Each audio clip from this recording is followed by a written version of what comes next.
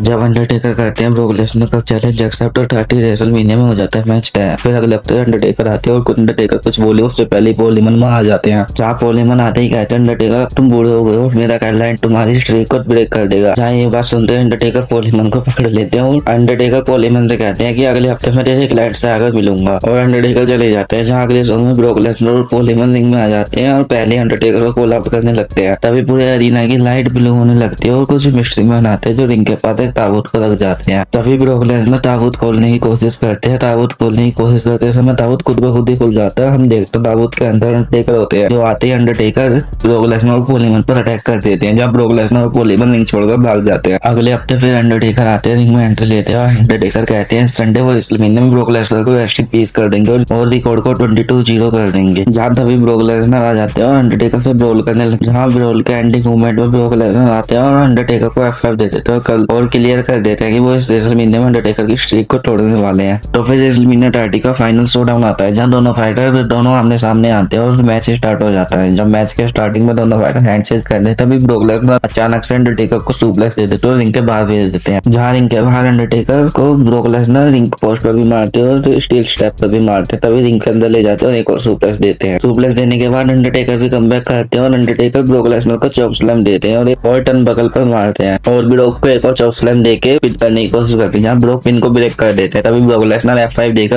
Undertaker को pin करने की कोशिश करते हैं। अंडरटेकर भी पिन को ब्रेक कर देते हैं। जहाँ F5 के तुरंत बाद अंडरटेकर ब्रोक लेसनर को लॉक में फंसा देते हैं। जहाँ अंडरटेकर से ब्रोक लेसनर टैप आउट कराना चाहते थे पर ब्रोक लेसनर लॉक से निकल जाते हैं और फिर से F5 देकर पिन करने की कोशिश करते हैं। जब अंडरटेकर इस पिन को ब्रेक नहीं कर पाते मैच को हार जाते हैं। रेसलमेनिया 30 में अंडरटेकर की स्ट्रीक टूट जाती है और वो ब्रेक नहीं कर पाते और रेसलमेनिया 30 में पहली बार होता है जहाँ किसी फाइटर ने अंडरटेकर की स्ट्रीक को तोड़ा होता है। जब रेसलमेनिया 30 में अंडरटेकर ब्रोक की स्ट्रीक को तोड़ जाते हैं।